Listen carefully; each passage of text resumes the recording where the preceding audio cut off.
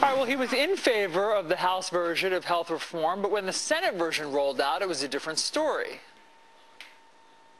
I'm firm on that. I will not vote for the bill unless the White House begins to address the immigration issues, both within in the context of the bill and outside of the context in the bill.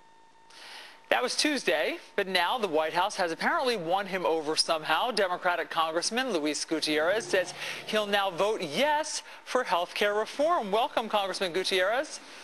Pleasure to be with you this morning, Allison. Okay, so just on Tuesday, you said you would not vote for it unless the White House addressed immigration reform somehow in the bill, but now you say that you're voting for it. What changed?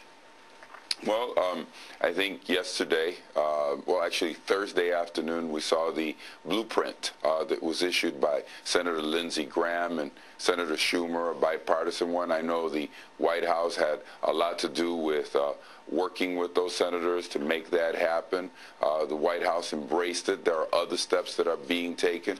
I think we've got the president's attention once again so that he can fulfill his commitment and his promise to getting comprehensive immigration reform. This is a president that said, I'm going to sign comprehensive immigration reform in the first year of my presidency. That was a promise. I think we have him focused once again. We know that there are other things that are being done within the administrative language to address the issues that we raise. Okay. So we can vote for this bill. But just to be clear, the current health care bill does not allow undocumented or illegal workers to buy into the system. So why has your vote switched? I said, and if you listen carefully, Allison, to what I said we're going to deal with this in a macro sense, both within and outside the context of the language of the bill. There have been sufficient changes made.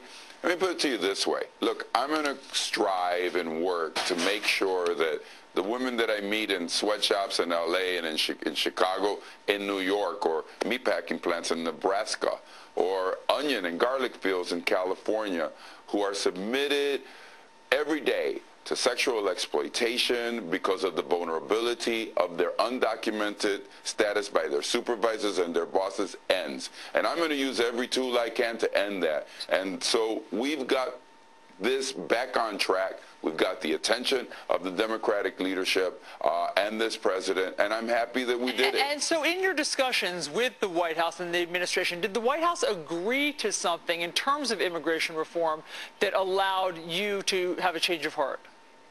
Sure. To refocus, to give it new energy, to give it new focus, to prioritize.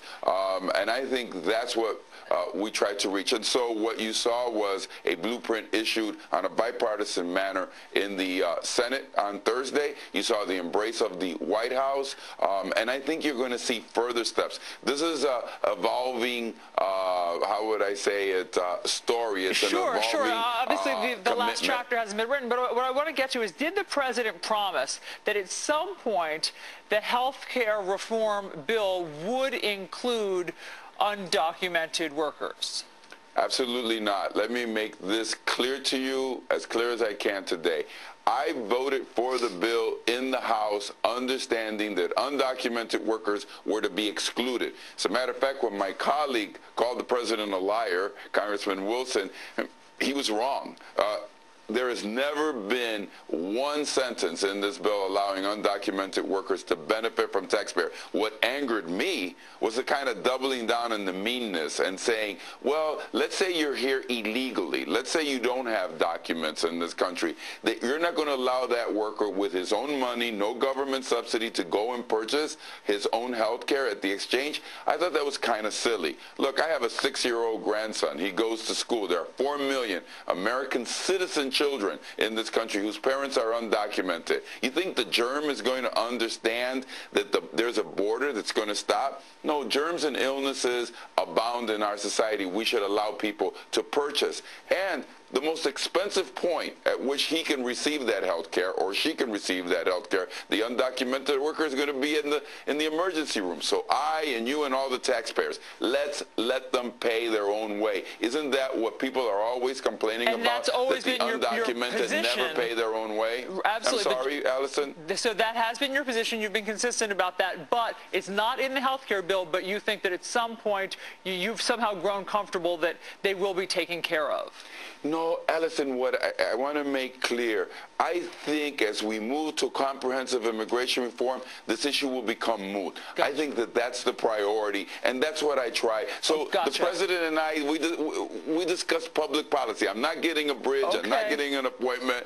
I'm not getting some special project. It's about making sure that people have a better standard of living in this country. Good to know. Congressman Luis Gutierrez, thanks for coming on and clarifying all that this morning. Thanks, Allison, for having me. More Fox and Friends in just 2 minutes.